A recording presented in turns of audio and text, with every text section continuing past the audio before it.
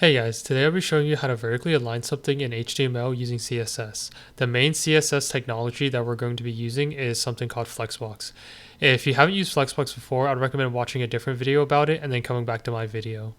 And to begin, we just have a basic HTML document with two separate divs, and one of the divs has a class of container.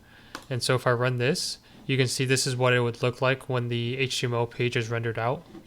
And to begin, we're going to give the container class the flexbox property, and we can do that by typing in display flex. And then for the second property we're going to use is something called justify content, and this is what is used to horizontally align items.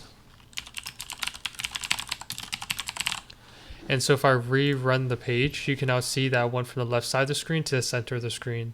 And if I adjust the window width, you can see it is always centered. And now for the third property, we're going to use something called align items. And this is what is used to vertically align things using Flexbox.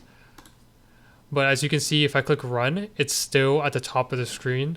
And the reason for that is because this div only takes up the height of this item. And so in order to take up the full height of the screen, you can just type in height 100 view h, and all this does is it changes the height to 100 of the view height, which is just the current height of the screen. And so now if I click run,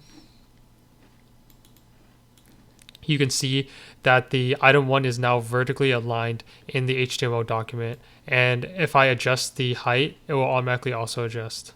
And so this is how you can use Flexbox to vertically align something.